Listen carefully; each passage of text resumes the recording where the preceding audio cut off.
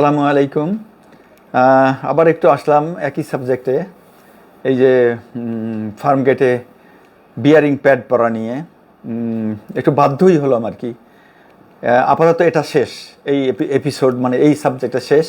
এরপরে আবার দেখবো আল্লাহ যদি বাঁচা রাখে যে যে তদন্ত কমিটি এখন নতুন করে গঠিত হলো ওই ভদ্রলোক নিহত বা হত্যা করার পর যে কমিটি গঠন হলো, সেই কমিটি কী রিপোর্ট দেয়, কি কি ডিটেক্ট করে, কি হয়, সেগুলো নিয়ে হয়তো কথা বলার সুযোগ পাওয়া যাবে ইনশাআল্লাহ। তো গত তদন্ত কমিটির রিপোর্টটা দেখলাম, যে কারণে বলছি, কারণ আপনারা অনেকেই জানেন না। তার আগে বলছি যে গত 2 দিন ধরে, আজকেও দেখলাম প্রচুর ফলোয়িং দিয়ে পেজ খোলা হয়েছে, বা page engineer engineer engineer engineer বা মেট্রো রেল ফ্যান। তো তারা দেখাবার চেষ্টা করেছে যে প্যাড ভালো ছিল, প্যাডের কোনো সমস্যা ছিল না, ভালো প্যাড দেওয়া হয়েছিল। কেউ বলছে ড্রয়িং ত্রুটি, কেউ বলছে ইঞ্জিনিয়ারিং ত্রুটি, কেউ বলছে বুয়েটের একজন প্রফেসর, সম্মানিত প্রফেসর মহোদয় বোধহয় বলেছেন ওটা বাঁকের ত্রুটি, গতির ত্রুটি। সব মেনে নিলাম, ভুলে যান প্যাডের কথা, আপনাদের সবগুলোই মেনে নিলাম। ডিজাইন ত্রুটি, গতির ত্রুটি, বাঁকের ত্রুটি, স্পিডের ত্রুটি। তাহলে হাজার হাজার কোটি টাকা ব্যয়ে একটা চালু অংশ, মাত্র 1 বছর হয়েছে, কথার কথা ধরি 1-1.5 বছর। তো এখন কেন এত ত্রুটি চিহ্নিত হবে বা সন্দেহ করা হবে? কে তাহলে, কারা বানিয়েছিল এইটা, কারা সুপারভাইজ করেছিল, কারা মনিটরিং করেছিল, কারা লোড টেস্ট দিয়েছিল, কারা স্ট্রাকচারাল ডিজাইন চেক করেছিল, কারা মেকানিক্যাল ডিজাইন চেক করেছিল, এবং কারা সুপারভাইজ করছে, কারা সার্টিফাই করেছে, কারা প্রত্যয়ন করেছে, ইচ অ্যান্ড এভরি অ্যাসপেক্ট, প্রত্যেকটা একদম সিঙ্গেল। তারপরে ওই অথরিটির ডিএমডি, এমডি, পরিচালক, লাইন অফ ডিউটি, তারা সাইন করেছেন, তারা রিসিভ করেছেন, তারা এটা গ্রহণ করেছেন, অনুমতি দিয়েছেন ট্রেন চালাবার। তাহলে এখন যদি বলেন প্রমাণিত, এখনো তো হয়নি, বলছেন ডিজাইন ত্রুটি, ড্রয়িং ত্রুটি, আবার বলি যেটা যা ত্রুটি, পানিশেবল অফেন্স। তাহলে কয়টা চাকরি যাওয়ার কথা, বা কয়টা চাকরি যাওয়ার জন্য সরকার প্ল্যান নিতে পারে, বা বর্তমান কমিটি এমন টার্গেট করতে পারে যে ত্রুটি তো কোথাও না কোথাও আছে, either drawing, either design, either speed, either load. তো তাহলে চাকরি যাবেই, ওটার সাথে চাকরির সম্পর্ক। ওই লোড কত হবে সেটাও কিন্তু ইঞ্জিনিয়ার সাহেব বা পিডি সবাই সার্টিফাই করেছে। তাহলে চাকরি যাবে। আমরা দেখতে চাই বর্তমান কমিটির যে কাদেরকে লায়াবিলিটি ফিক্সড করা হয়। এটা সরকারি বাধ্যতামূলক ব্যাপার এটা, এবং সরকারি সিস্টেম তাই। কি সিস্টেম তাই? গত বছর 430 নম্বর পিলারের প্যাড পড়ে গেছে, তারপরে কমিটি ফর্ম হয়েছে, কমিটি রিপোর্ট দিয়েছে, কমিটি পেপারে দেখলাম জনসমক্ষে প্রকাশ করেনি, সবই ঠিক আছে, এবং কমিটি লায়াবিলিটিস ফিক্স করেনি। মানে কি কারণে? আমিও নিজে পড়লাম লাস্ট পেজটা, সামারিটা এবং কনক্লুশন, কারণ দর্শায় নাই। তো এবং যা সিদ্ধান্ত নিয়েছেন একটু আপনাদের একটু পড়ে শোনাই প্লিজ। স্বল্পমেয়াদী ব্যবস্থা বলেছে, বাঁকযুক্ত অংশ, উঁচু নিচু ট্রাক সেকশন এবং সেকশন এলাকার ভিতর ও বাইরে সব স্থানে বিয়ারিং প্যাডের অবস্থান সরজমিনে পরীক্ষা করতে হবে। গত বছর থেকে এই বছর সরজমিনে কি সব বিয়ারিং প্যাড পরীক্ষা করা হয়েছে? এটা অবশ্যই উত্তর হবে, কারণ এটা তো প্রমাণ লাগে না। প্রমাণ করা যেত যদি সিসি ক্যামেরা থাকতো, উপরে কে উঠলো, কে কি দেখলো, এবং ওই ব্যাকআপ যদি 1 বছরের বেশি থাকতো, তাহলে আমরা র্যান্ডাম একটা পিলার ধরে যে কে কয়দিনে কবে এখানে উঠেছে, ওই গাড়িটা ওঠে এবং গাড়িটা নামে, এটা দেখা যায় যদি সিসি ক্যামেরা থাকে। এবং সেই বুকের পাটা বা সেই সৎসাহস বা সেই প্রশাসনিক ক্ষমতা যদি কারো থাকে যে এই যে করিতে হইবে, আমরা তো সব সরকারি চালাই, করিতে হইবে ধরিতে হইবে, প্রয়োজন, তারপরে নিয়ন্ত্রণ করা প্রয়োজন, দেখা দরকার, শোনা দরকার। 54 বছর শুধু এই দরকার দরকার করে কিন্তু আমরা মিটিংগুলো শেষ করেছি আর চা পানি খেয়েছি, দরকার দরকার বলে। কতটুকু দরকার হয়েছে, কি হয়েছে, জনগণ সব জানে, 20 কোটি মানুষ জানে। তাহলে বিয়ারিং অবস্থান সরজমিনে পরীক্ষা করতে হবে। তাহলে রেকর্ড নেন, টেস্ট করেন সিসি ক্যামেরা এবং কোনো রেকর্ড আছে কিনা টেস্ট করে আসলাম, সাইন লগবুক, সোজা কথা লগবুক। আর যদি প্যাড চেঞ্জ করে তাহলে নতুন প্যাড দিল, এই যে নামালো যে ইউজড প্যাড, এটা কিন্তু আপনাকে স্টোরে লগবুকে রেকর্ড করতে হবে, স্টোর হাউসে রাখতেই হবে। অত নম্বর ইয়া থেকে পিলার থেকে, অত নম্বর পিলার থেকে প্যাড নতুন প্যাড রিপ্লেস করা হলো, পুরাতন প্যাড রাখা হইলো, সেটা খুঁজে দেখেন সেই ওটা স্যার মেলে কিনা, প্যাড চেঞ্জ করছে কিনা। আচ্ছা, অথবা মুখে বলে দিতে পারে করে ফেলছি সব। P430 গতবারেরটা নম্বর স্থানে নেমে, এবার খেয়াল করেন, পিলার নাম্বার P430 নম্বর স্থানে নেমে যাওয়া বিয়ারিং এর জন্য নেমে যাওয়া মানে পড়ে যাওয়া, ওটা ভদ্র ভাষায় লিখছে আর কি, পড়ে যাওয়া লেখে নাই। ধন্যবাদ ভদ্রলোককে, খুব ভদ্র মানুষ।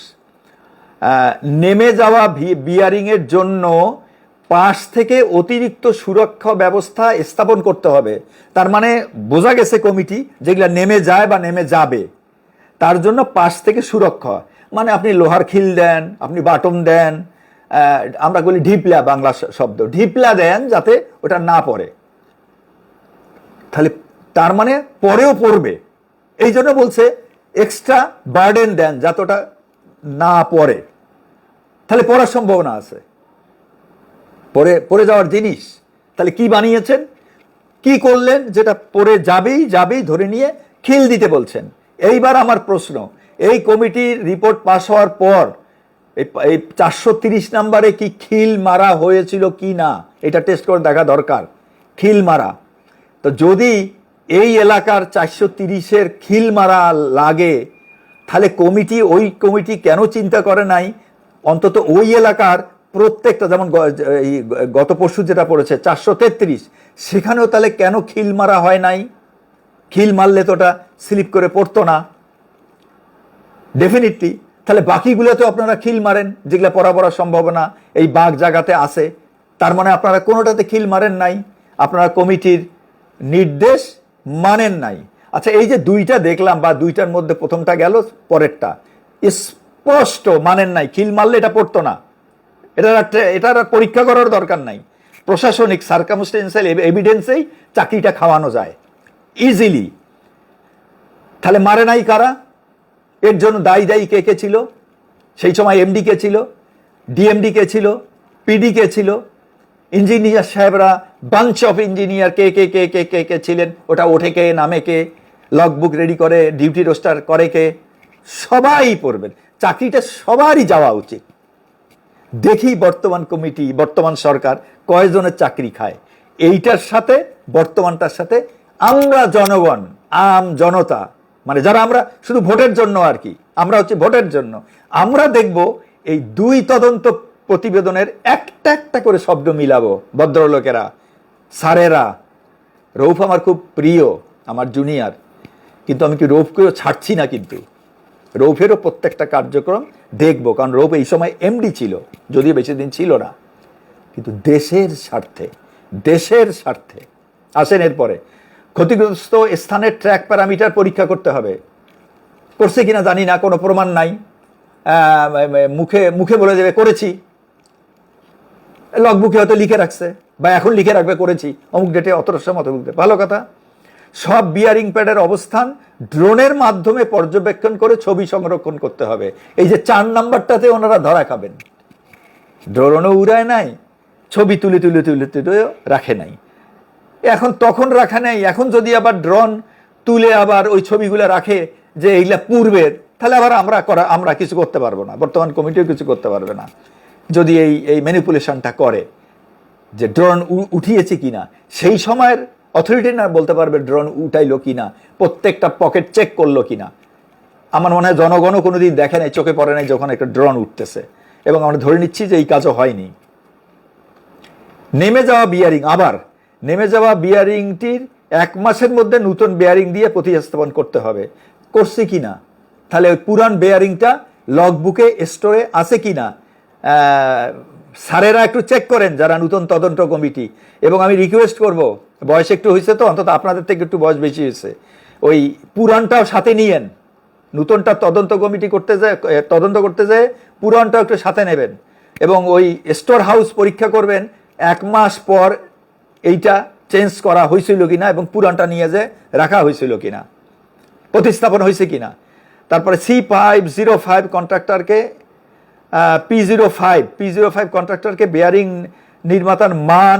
নির্মাতার মান নিশ্চিতকরণ, কোয়ালিটি অ্যাসিওরেন্স জমা দিতে হবে। কোয়ালিটি অ্যাসিওরেন্স সাপ্লায়ারকে দিয়েছিল কিনা একটু ঘেটে টেটে দেখেন, কাগজপত্র দেখেন সাপ্লায়ারের, ওইটা নেওয়া হয়েছিল কিনা। মনে হয় না, কোনোটাই হয় নাই। আরে কোনোটা হয় নাই বলেই তো এইটা পড়ছে, এইটাই বিচার, সার্কামস্টেন্সিয়াল এভিডেন্স। গতবার বলা হয়েছে কি করছেন না করছেন ডাজেন্ট ম্যাটার, আপনার কোনো বক্তব্য আর গ্রহণ করা হবে না। না স্যার আমি করেছি, এখন পড়ে গেছে, একটা লোক মারা গেছে, তার মানে আপনারা কোনো কিছুই করেননি, সার্কামস্টেন্সিয়াল এভিডেন্স আমাদের মধ্যে আছে তো। আচ্ছা, মধ্যবর্তী ব্যবস্থা এমআরটি লাইন 6 এর একই ধরনের ঘটনা এড়াতে বেয়ারিং প্যাড ও তার বেজের নকশা ও ইনস্টলেশন পদ্ধতি পুনর্মিলন করতে হবে। এমআরটি লাইন 6 আমি জানি না কোনটা, এমআরটি লাইন 6ও কিন্তু একই রকম পরীক্ষার কথা বলছে। এই জনগণ যারা এমআরটি 6 দিয়ে যাওয়া আসা করেন বা করবেন, এটা আমি জানি না এটা এমআরটি 6 কোনটা, হয়েছে না হয় নাই, তো তারা তাদের বেয়ারিং প্যাড কি অবস্থায় আছে আমি জানি না। দীর্ঘমেয়াদী ব্যবস্থা বলছে মূল কারণ এবং প্রতিকারমূলক ব্যবস্থা অন্যান্য এমআরটি লাইনেও বিবেচনা করতে হবে। মানে এরকম অন্যান্য এমআরটি লাইন যেগুলো হচ্ছে হয়তো নতুন করে, বিশেষ করে বাঁক ও উঁচু নিচু অংশে যাতে একই ধরনের ঘটনা আর না ঘটে, DMCTL এর নেটওয়ার্ক জুড়ে নিশ্চিত করতে হবে। উপসংহার, স্বল্পমেয়াদী প্রতিকারমূলক ব্যবস্থা দ্রুত সম্পন্ন করতে হবে। নেমে যাওয়া বেয়ারিংয়ে 1 মাসের মধ্যে প্রতিস্থাপন। তীক্ষ্ণ বাঁকে লং রেল ব্যবস্থার প্রভাব নিয়ে ট্র্যাক বিশেষজ্ঞ, স্ট্রাকচারাল বিশেষজ্ঞ ও CP07 কন্ট্রাক্টরের সঙ্গে যৌথভাবে গবেষণা করতে হবে। পাশাপাশি বেয়ারিং সংক্রান্ত উপাদান ও মান নিয়ন্ত্রণের জন্য CP05 কন্ট্রাক্টর, ওনার হাতে আইডি, এবং প্রকৌশলীদের মাধ্যমে বিস্তারিত পরীক্ষা করতে হবে। সব ধরনের সার্ভে ও গবেষণার ফলাফল সংগৃহীত করে মূল কারণ বিশ্লেষণ হালনাগাদ করতে হবে। কি করেছেন মূল কারণ হালনাগাদ বিশ্লেষণ?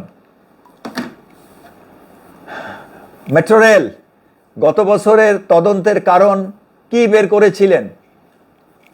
তদন্ত মানে ওইটা পড়ে যাওয়ার কারণ, দুর্ঘটনা সংঘটিত কারণ এত কোথাও এক লাইন নাই, এখানে আবার বলে দিল বিশ্লেষণ করতে হবে। ওই যে হবে আমাদের কিন্তু একদম এটা একেবারে আমাদের কি বলবো, এটা মার্কা করতে হবে, দিতে হবে, দেখছি, করা প্রয়োজন, ধরা প্রয়োজন, তদন্ত প্রয়োজন, এটাকে আরো শক্ত করে ধরতে হবে, করতে হবে, দেখতে হবে। ওনারাও বলে গেলেন যে এই মূল কারণ বিশ্লেষণ করতে হবে, কমিটি করছে, তো কে করছে, এটার নির্দেশ কে মানছে, বিশ্লেষণ কি করা হয়েছিল, বিশ্লেষণ করার কোনো রেকর্ডগুলো দেখাতে পারবে নতুন কমিটিকে? আর যদি এসব দেখাতে না পারে তাহলে পুরানোরা সবাই যায়, লাইন অফ ডিউটি দায়ী, এই হত্যাকাণ্ডের জন্য লাইন অফ ডিউটি দায়ী। কারণ একবার পড়েছে, আপনারা ব্যবস্থা কি নিয়েছেন আমাদেরও তো বোঝার দরকার নাই, আপনারা ব্যবস্থা যেটাই নেন আমরা বুঝে গেছি আপনারা কি ব্যবস্থা নিয়েছেন। আর সবার কাছে অনুরোধ করব, ভাই কথা তো একই, বাঙালি আমাদের এরকম এত লো গ্রেডের আইকিউ হওয়ার আমাদের দরকার কি? আমি বলতেছি ধরেন প্যাড খারাপের জন্য, আপনি বলতেছেন নকশার জন্য, আপনি বলতেছেন ডিজাইনের জন্য, কেউ বলতেছে উঁচু নিচুর জন্য, কেউ বলতেছে স্পিডে যাওয়ার জন্য, কেউ বলতেছে ট্রেনের লোডের জন্য পড়ে গেছে। আরে পুরাটাই তো পানিশেবল অফেন্স, এদের একটারও চাকরি থাকার কথা না। এটা কি কথা বলেন? একজনেরও চাকরি থাকবে না। আমার উপরে যদি দায়িত্ব পড়তো একেবারে টপমোস্ট, এখন থেকে এখন পর্যন্ত মাঝের অংশের কোনো দাম নেই। প্রিফেস এবং সংঘটিত দুর্ঘটনা একই টাইপ হওয়াতে একই টাইপের যে তদন্ত প্রতিবেদন দেওয়া হয়েছে, ব্যবস্থা নেওয়ার কথা বলা হয়েছে, আপনারা যতই আওড়ান, যতই বুলি কপচান, করা হয়েছে করা হয়েছে করা হয়েছে করা হয়েছে করা হয়েছে, কোনো দাম থাকবে না। একই জিনিস পড়ে একটা লোক খুন হয়েছে, 10টা থেকে 15টার মিনিমাম চাকরি যাওয়ার কথা। এ মাঝের কোনো অংশের কোনো দাম নেই, ভ্যালু নেই। বর্তমানে যে তদন্ত করতেছেন, আমরাও একটু দেখি কি তদন্তটা আপনারা করেছেন, উঁচু নিচু এই সেইটা, এইটা প্যাড, দেখা যাক আপনারা কি প্যাড আনছেন, কি প্যাড ব্যবহার করতেছেন। এখনো এটা একটা নিরপেক্ষ তদন্ত করে প্যাডগুলো অন্তত, আমি জানি না কোর্ট কি করবে, কোর্ট একটা নির্দেশনা দিচ্ছে। আমার একটু শখ ছিল যে যারা মাননীয় ব্যারিস্টার সাহেবরা আদালতে যাচ্ছেন এটা নিয়ে একটু যদি আমার সাথে পরামর্শ করতেন, তাহলে কিন্তু আমি কিছু পয়েন্টস অ্যাড করে দিতে পারতাম যে কি নির্দেশনা আসতে পারে এবং কি পরীক্ষা করা উচিত কোর্টের নির্দেশনা দিয়েই। সব প্যাড এবং সার্টিফিকেশন, এই প্যাডের সাথে কি সার্টিফিকেট আসছে, সার্টিফিকেট আদৌ এসছে কিনা, কয়টা প্যাড চেঞ্জ হয়েছে, তারা কোন জায়গা থেকে চেঞ্জ করছে, কোন পয়েন্ট থেকে, কি রকম ছিল সেখানকার অবস্থা, হালকা করে টেনে বের করে চেঞ্জ করলো, নাকি অনেক গুতাগুতি করে চেঞ্জ করলো, নাকি একেবারে প্লেট হয়ে চিপা একেবারে শুকায় গেছে, যেটা যে এটা কিন্তু শুকায় অনেক ছোট হয়ে আসছে। তার মানে এটা লংজিভিটি যা থাকার কথা ছিল হঠাৎ করে বসে গেছে, এবং বসে যাওয়াতে ওটা ওই যে ভাইব্রেশনে আস্তে আস্তে করে বের হয়ে আসছে। এখন আপনারা বলতে পারবেন উপরে হয়তো চাপ বেশি, বাক এই জন্য এটা ছোট হয়েছে, মেনে নিলাম।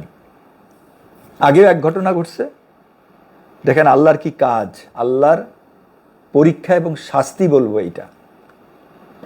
একটা ঘটনা নিদর্শন আল্লাহ আগে ঘটায় রাখছে, একই নিদর্শন এখন ঘটছে।